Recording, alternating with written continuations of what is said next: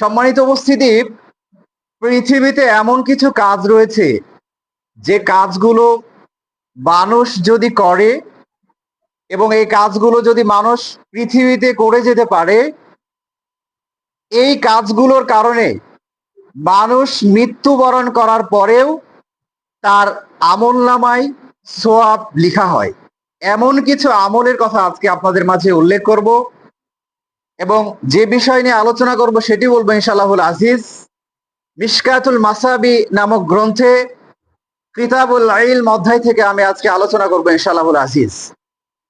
তো আলোচনার যে বিষয় শুরুতেই সেটি হচ্ছে, এমন কিছু কাজ রয়েছে পৃথিবীতে, যদি মানুষ এই কাজগুলো করে, এই কাজগুলো যদি মানুষ বাস্তবায়ন করে, দুনিয়ার মায়া ত্যাগ করে যদি পরকালীন জীবনে পদার্পিত হয়, পরকালীন জীবনে যদি উপনীত হয়, তাহলে তার মৃত্যুর পরেও যতদিন পর্যন্ত ওই কাজটি, ওই কর্মটি, ওই আমালটি জারি থাকবে, ততদিন পর্যন্ত তথা কিয়ামত পর্যন্ত যদি জারি থাকে, তাহলে কিয়ামত পর্যন্তই তার আমলনামায় সওয়াব লেখা হবে। সুবহানাল্লাহ বলে।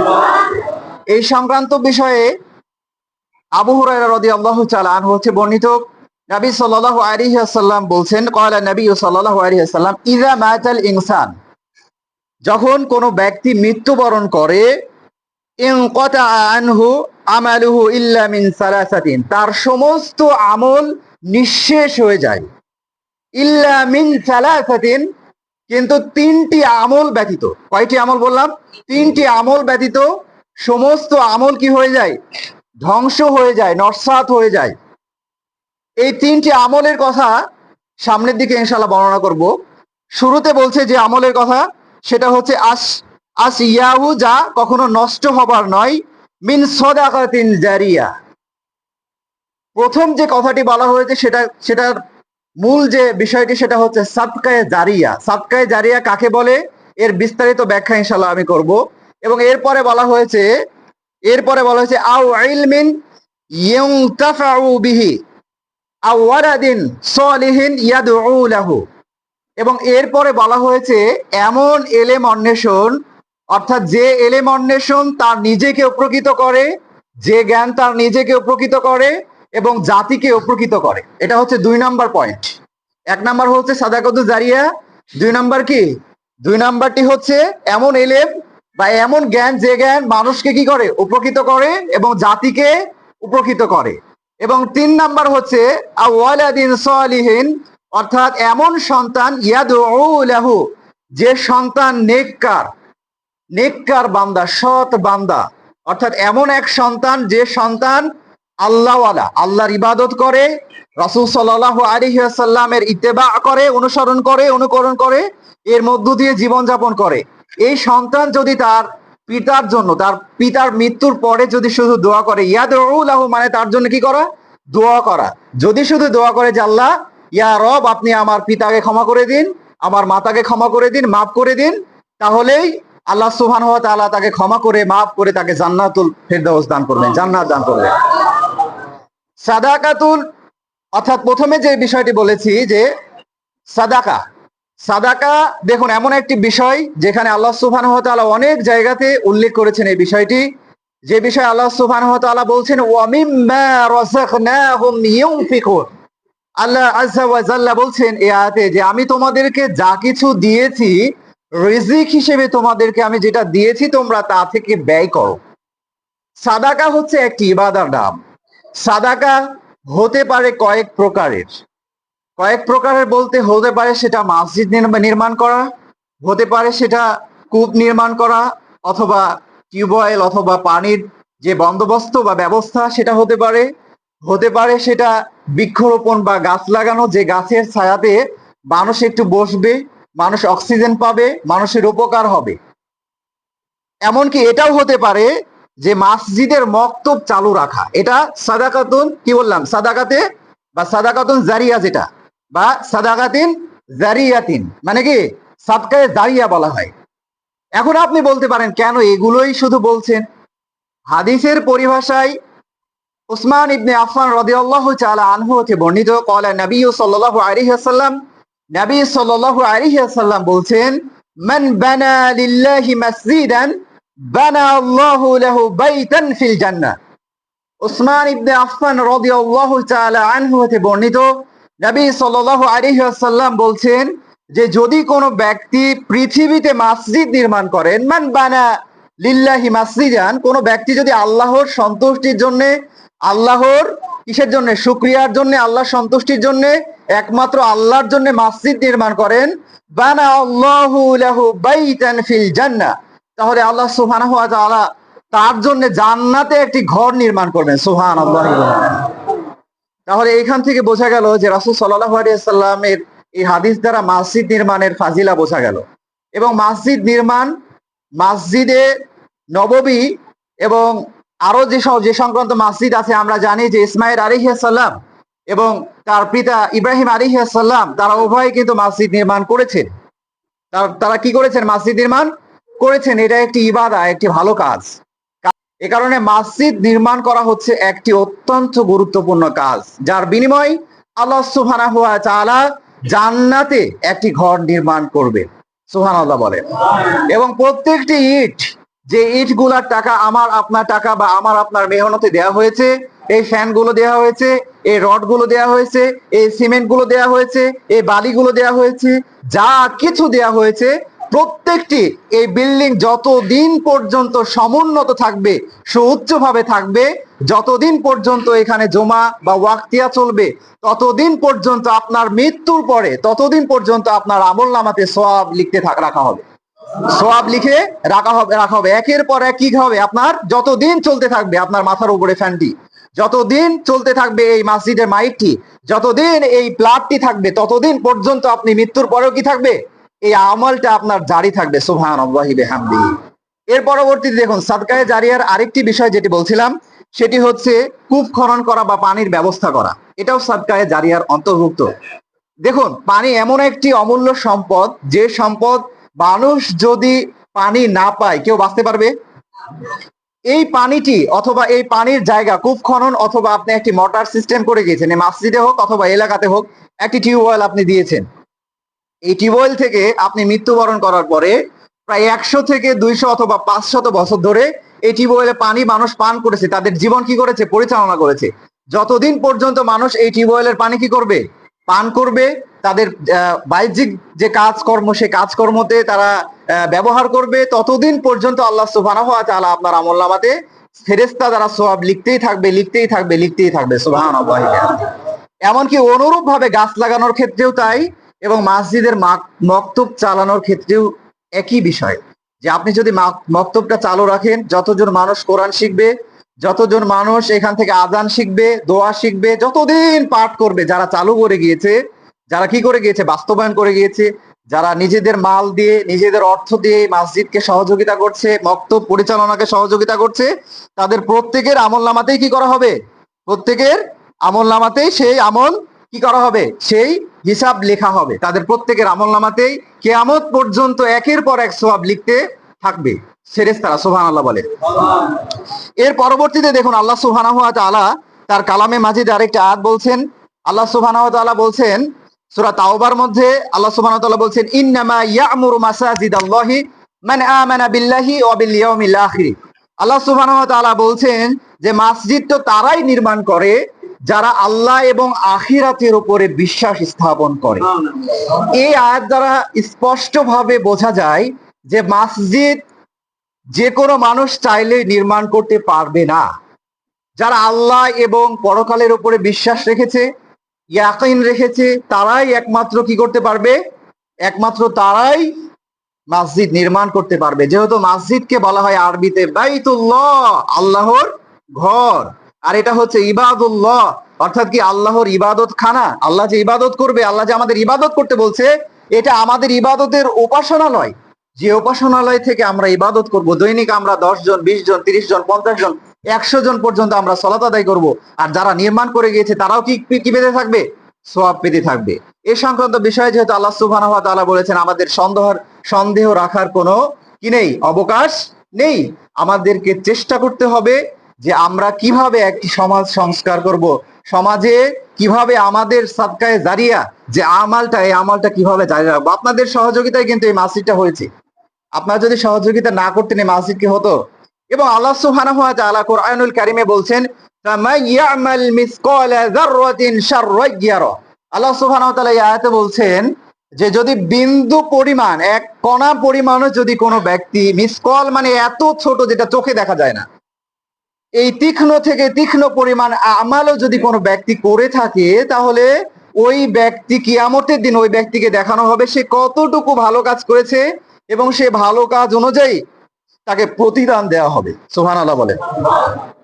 এমনকি যদি কোনো ব্যক্তি ওয়ামাই ইয়ামাল মিসকালা যাররাতিন খায়রান ইয়ারা, এবং যদি কোনো ব্যক্তি ভালো কাজ করে যা বালি কণার থেকেও ছোট, ছোট থেকেও ছোট, যেটা নিজ চোখে দেখা যায় না, অনুবীক্ষণ যন্ত্রের নাম শুনেছেন তো আপনারা, এই যন্ত্র দিয়ে দেখা যায়, বা দূরবীক্ষণ যন্ত্র দিয়ে দেখা যায়, এরকম যন্ত্র দিয়ে যে বিষয়টি দেখা যায় তার থেকেও তীক্ষ্ণ হবে, যেহেতু আল্লাহ সুবহানাহু ওয়া তাআলা বলেছেন এতটুকু আমলও যদি আপনি করে থাকেন, তাহলে আল্লাহ সুবহানাহু ওয়া তাআলা কিয়ামতের দিন, দ্য ডে অফ জাজমেন্ট, ইয়াউমুল কিয়ামা, সেই দিন আল্লাহ সুবহানাহু ওয়া তাআলা এই আমলটা বের করে আমার আপনার হিসাব নিকাশ করবেন। সুবহানাল্লাহ বলেন। আর এই দিন যদি ভালো আমাল যদি আপনার সহযোগী হয়, ভালো আমাল যদি আপনার থাকে, সাদকাতুল জারিয়া যদি আপনার থাকে, তাহলে অবশ্যই ওই দিন আপনি নাজাহ পাবেন তথা মুক্তি পাবেন। আর যদি আপনি ওই দিন নাজাহ না পেয়ে যান, তাহলে আপনার আমার দুর্ভাগ্য, আপনি আমি পথভ্রষ্টদের অন্তর্ভুক্ত হব, আপনি আমি জাহান্নামের বাসিন্দা হব। এই কারণে ভাইরা আমার, চেষ্টা করতে হবে আমাদেরকে সাদকাতুল জারিয়া যে আমালটি রয়েছে, সেই আমালটি আমাদের জীবনে বাস্তবায়ন করা। পৃথিবী বেশি দিনের নয়। পৃথিবীতে আজকে থেকে 100 বছর আগে যে মানুষগুলো ছিল, আপনাদের মধ্যে কি কেউ 100 বছর বয়স এরকম আছেন? থাকলে হাত ওঠান। আছেন? তাহলে 100 বছর আগে যে সমস্ত মানুষ এই দুনিয়ার মায়া ত্যাগ করে চলে গিয়েছেন, তাদের অবস্থার কথা কি আপনাদের মনে আছে কারো? বা তাদের কবরের যে জীবন, এই জীবনে তাদের কি অবস্থা, তাদের যে হাহাকার আর্তনাদ, তারা কি আযাবের মধ্যে আছে নাকি রহমতের মধ্যে আছে, আপনারা কি বলতে পারবেন? ভাইরা আমার, তারা যদি ভালো কাজ করে যায়, অবশ্যই তাদের আল্লাহ সুবহানাহু ওয়া তাআলা প্রতিদান দিবেন। আপনি চাইলে আপনার মাতা পিতার জন্য, আপনার ফুফুর জন্য, আপনার আত্মীয় স্বজনের জন্য দান করতে পারেন মসজিদে, কোনো অসুবিধা নেই। আল্লাহ সুবহানাহু ওয়া তাআলা তাদের কাছে, তাদের নিকটে সওয়াব পৌঁছে দিবেন। চাইলে আল্লাহ সুবহানাহু ওয়া তাআলা ওয়া ইউআযযিবু মান ইয়াশা ওয়া ইয়াগফিরু মান ইয়াশা, আল্লাহ সুবহানাহু ওয়া তাআলা যদি বান্দা শিরক না করে, যদি শিরকের পাপ বান্দার মধ্যে না থাকে, আল্লাহ চাইলে তাকে আযাব দিবেন, তাকে কি করবেন? শাস্তি দিবেন। আল্লাহ চাইলে ওয়া ইয়াগফিরু মান ইয়াশা, আল্লাহ চাইলে যে কাউকে ক্ষমা করে দিবেন, মাফ করে দিবেন। আর আল্লাহ যদি কাউকে ক্ষমা করে দেন, মাফ করে দেন, তাহলে আল্লাহ নিশ্চিত তাকে জান্নাত দিবেন। সুবহানাল্লাহি ওয়া বিহামদিহি। এ কারণে ভাইয়েরা আমরা যে আমলই করে থাকি না কেন, আমাদের আমালটা হতে হবে আল্লাহর সন্তুষ্টির জন্য। আমাদের আমালটা সাদকায়ে জারিয়া অবশ্যই হতে হবে। আমাদের আমালের মধ্যে আল্লাহর সন্তুষ্টি থাকতে হবে। আমাদের আমালের মধ্যে নিয়াত থাকতে হবে, সলেহ নিয়াত থাকতে হবে। আমাদের নেক উদ্দেশ্য থাকতে হবে যে আমরা কি আমাল করছি এবং কার উদ্দেশ্যে করছি। এই আমাল করলে কে খুশি হবে? আমার রব যে আমাকে সৃষ্টি করেছেন, আমাকে 2 টাকা দেওয়ার সামর্থ্য দিচ্ছেন, আমি দিচ্ছি, আমাকে দেওয়াচ্ছে, অবশ্যই আল্লাহ সুবহানাহু ওয়া তাআলা মৃত্যুর পরে আমাকে প্রতিদান দিবেন, এই ইয়াকিন রাখতে হবে, এই বিশ্বাস রাখতে হবে। তাহলে অবশ্যই আপনি এইখান থেকে মুক্তি পাবেন, অর্থাৎ পরকালীন জীবনের প্রথম যে আখিরাতের প্রথম যে মঞ্জিল কবর, এই কবর থেকে আপনি মুক্তি পেতে পারেন। অন্যথায় কবরের পরবর্তীতে কিয়ামা রয়েছে, অর্থাৎ বিচার দিবস রয়েছে। এই বিচার দিবসে যদি আল্লাহ আপনাকে পাকড়াও করেন, আপনার ধন সম্পদ সম্পর্কে, আপনার মাল সম্পর্কে, আপনার যত ধরনের ক্ষমতা আছে, ক্ষমতা সম্পর্কে যদি আল্লাহ সুবহানাহু ওয়া তাআলা জিজ্ঞাসাবাদ করে, আপনি আল্লাহ সুবহানাহু ওয়া তাআলার কাঠ গড়ায় দাঁড়িয়ে আল্লাহ সুবহানাহু ওয়া তাআলার কাছে জবাব দিতে পারবেন না। আল্লাহ বলবে, বান্দা, তোমাকে আমি হাজার হাজার সম্পদ, লক্ষ লক্ষ কোটি টাকা দিয়েছি, অগণিত সম্পদ দিয়েছি, অগণিত সন্তান দিয়েছি, তোমাকে ক্ষমতা দিয়েছি, বান্দা, তুমি আমার রাস্তাতে কতটুকু ব্যয় করেছো, কতটুকু তুমি চেষ্টা করেছো ব্যয় করার? আপনি কোনো জবাব দিতে পারবেন? কোনো জবাব দিতে পারবেন আল্লাহ সুবহানাহু ওয়া তাআলার কাছে? আপনি বলবেন, লা আদরি, আমি জানি না, লা আদরি, আমি কিছুই জানি, আপনি বলবেন। কিন্তু সেই দিন সাহায্যকারী আল্লাহ ব্যতীত কেউ নেই। আল্লাহ ব্যতীত আপনার আপন কেউ হবে না সেদিন। সম্মানিত উপস্থিতি, দেখুন এরপরে হাদিসের আরেকটি রিওয়ায়াত হচ্ছে, আও মিন আও ইলমিন ইউনতাফাউ বিহি, এমন এলেম যে এলেমটা নিজেকে উপকৃত করে এবং জাতিকে উপকৃত করে। আপনার সন্তান অথবা আপনি নিজে আজকে যদি দিনের কাজ করেন, দাওয়াতি কাজ করেন, কোরআন সুন্নাহর জ্ঞান অর্জন করেন, আল্লাহ রাস্তাতে যদি একনিষ্ঠভাবে আল্লাহর দাওয়া দেন, তাহলে যত মানুষ আপনার কথা শুনে ইসলামের মধ্যে আসবে, যত মানুষ আপনার কথা শুনে সালাহ আদায় করবে, যত মানুষ আপনার কথা শুনে সিয়াম পালন করবে, যত মানুষ আপনার কথা শুনে যদি জাকা ফরজ হয়ে যায় জাকা দিবে, হাজ যদি ফরজ হয়ে যায় হাজ করবে, সমস্ত সওয়াব আল্লাহ সুবহানাহু ওয়া তাআলা এই ব্যক্তির আমলনামায় দিয়ে দিবে। যে ব্যক্তি কি করেছে, নিজে জ্ঞান অর্জন করেছে, নিজে নিজে উপকৃত হয়েছে এবং জাতিকে উপকৃত করেছে, জাতিকে কল্যাণের দিকে ডেকেছে এই ব্যক্তিকে। সুবহানাল্লাহি বিহামদিহি। তাহলে এটা এমন একটি বিষয়, তিনটা বিষয়ের এমন একটি বিষয়, 2 নম্বর বিষয়, যেটা হচ্ছে নিজেকে উপকৃত করবে এমন এলেম, যে এলেম নিজেকে নিজের পরিবারকে উপকৃত করবে এবং সমাজ, জাতি, রাষ্ট্র সহ পুরো বিশ্বর মুসলিম উম্মাহ সহ অন্যান্য সেক্টরের সকলকে কি করবে, উপকৃত করবে। এটা শুধু ইলমুন নাফি মানে উপকারী জ্ঞান বা উপকারী এলেম দ্বারাই সম্ভব, অন্য কিছু দ্বারা সম্ভব নয়। এটা আপনার মৃত্যুর পরে, এটাও আপনার মৃত্যুর পরে যতদিন পর্যন্ত একজন মানুষ সুন্নাহর উপরে থাকবে, কোরআন সুন্নাহর উপরে থাকবে, ইসলামের উপরে থাকবে, সালাহ আদায় করবে, অথবা আপনি একজনকে দাওয়াতের পদ্ধতি শিখিয়ে দিয়েছেন, আপনার মৃত্যুর পরে ও 10 জনকে দাওয়াতের পদ্ধতি শিখিয়ে দিয়েছেন, যদি 500 বছর এভাবে দাওয়া জারি থাকে, তো আপনি কিয়ামত পর্যন্ত ওই 500 বছর, কিয়ামতের আগ পর্যন্ত এই 500 বছর কি করবেন, 500 বছরে তারা যে আমাল করেছে সে আমালের সওয়াব আপনার আমার আমলনামাতে আল্লাহ সুবহানাহু ওয়া তাআলা দিবেন। সুবহানাল্লাহি। এবং আরেকটি বলা হয়েছে ওয়ালাদিন সালিহিন ইয়াদউ লাহু, এমন সন্তান, সৎ সন্তান, নেককার সন্তান, আল্লাহভীরু সন্তান, তাকওয়াশীল সন্তান, যে সন্তান আল্লাহর কথা স্মরণ করে দেয় তার পরিবারকে, যে সন্তান আল্লাহর দিকে অভিমুখী হয়, যে সন্তান মানুষকে আল্লাহর দিকে একনিষ্ঠভাবে আহ্বান করে, যে সন্তান দান সাদাকা থেকে শুরু করে ইসলামের মৌলিক যে 5টি স্তম্ভ রয়েছে, এই 5টি স্তম্ভের মধ্যে তার জীবনকে সীমাবদ্ধ রাখে এবং মৌলিক যত বিষয় রয়েছে সমস্ত বিষয়গুলো সে নিজের জীবনে বাস্তবায়ন করে। এবং এই সন্তান যদি তার পিতার জন্য দোয়া করে, যদি বলে যে ইয়া রব, ইয়া প্রতিপালক, হে আমার আল্লাহ, হে সৃষ্টিকর্তা, তুমি আমার পিতা এবং মাতাকে ক্ষমা করে জান্নাত নসিব করো, এই দোয়া যখন এই দোয়া তার সন্তান করবে, যে ব্যক্তি মৃত্যুবরণ করেছে, আমি অথবা আপনার সন্তান, নেককার সন্তান যদি এই দোয়া আমার আপনার জন্য করে, তো দোয়া করবে যতক্ষণে আল্লাহ সুবহানাহু ওয়া তাআলা দোয়া করার সাথে সাথে ওই ব্যক্তিকে ক্ষমা করে মাফ করে দিয়ে জান্নাতুল ফেরদাউস দান করবে, জান্নাত দান করবে। তাহলে কয়েকটি বিষয়ের কথা আমরা জানতে পারলাম। দেখুন, আমরা কয়েকটি বিষয়ের কথা আজকে উল্লেখ করলাম, কয়েকটি বিষয় জানলাম। এর মধ্যে উপকারী ইলমের কথা জানলাম বা জ্ঞানের কথা জানলাম। এর মধ্যে আমরা জানলাম যে সাদাকাতুজ জারিয়া কয়টা সেক্টরে হয়। সাদাকাতুজ জারিয়া সেক্টরগুলো আপনাদের বলে দিলাম যে 4টি সেক্টরে সাদাকাতুজ জারিয়া হয়।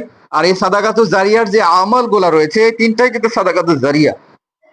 এই আমালগুলা কিন্তু মূলত কিয়ামত পর্যন্ত আমাদের আমলনামায় এই আমালগুলা বা এর সওয়াবগুলা কি করা থাকবে, লিপিবদ্ধ করা থাকবে, লেখা থাকবে। এবং আরেকটি 3টির মধ্যে গুরুত্বপূর্ণ যে বিষয়টি, সেটা হচ্ছে নেক সন্তান। যে নেক সন্তান আপনার এবং আমার নাজাতের ওসিলা হতে পারে, আপনার এবং আমার মুক্তির পথ হতে পারে আমার আপনার সন্তান। যদি আপনি আপনার সন্তানকে তাগুতি শিক্ষায় শিক্ষিত করেন, যদি আপনি আপনার সন্তানকে ইসলামের বাইরে যে শিক্ষাগুলো রয়েছে, ইহুদি খ্রিস্টানের শিক্ষা, এগুলা প্রয়োজন হিসেবে না নিয়ে যতটুকু প্রয়োজন ততটুকু শিক্ষা দিয়ে যদি আপনি ইলমুন নাফি শিক্ষা দেন, উপকারী ইলম শিক্ষা দেন, কোরআন এবং সুন্নাহর শিক্ষা দেন, আপনার সন্তানই আপনার একটি ইবাদতে পরিণত হবে আপনার মৃত্যুর পরে ইনশাআল্লাহুল আজিজ। এবং আপনাকে চেষ্টা করতে হবে সার্বিকভাবে আপনার জীবনের সর্বোচ্চটুকু দিয়ে হলেও আপনাকে আল্লাহ সুবহানাহু ওয়া তাআলা যতটুকু দিয়েছে, যতটুকু আপনাকে আল্লাহ সুবহানাহু ওয়া তাআলা সম্পদ দিয়েছে, যতটুকু আল্লাহ সুবহানাহু ওয়া তাআলা আপনাকে মাল দিয়েছে, আল্লাহ সুবহানাহু ওয়া তাআলা যতটুকু গনিমত আপনাকে দিয়েছে আল্লাহর পক্ষ থেকে, ততটুকু থেকে আপনাকে ব্যয় করতে হবে। 2 টাকা, 5 টাকা, 10 টাকা, 100 টাকা, 500 টাকা, 1000 টাকা পর্যন্ত আপনাকে কি করতে হবে, আল্লাহর রাস্তাতে ব্যয় করতে হবে। এটা আল্লাহর আয়া, এটা আল্লাহর নিদর্শন, এটা আল্লাহরই কথা। যেখানে আমি শুরুতেই বলেছি ওয়া মিম্মা রাযাকনাহুম ইউনফিকুন, এবং তোমাদেরকে যা দেয়া হয়েছে বা তাদেরকে যা দেয়া হয়েছে তা থেকে তারা কি করে, দান করে। এটা হচ্ছে মুমিনের বৈশিষ্ট্য। আমরা যদি ইমানদার না হই তাহলে আমাদের বৈশিষ্ট্য এটা না।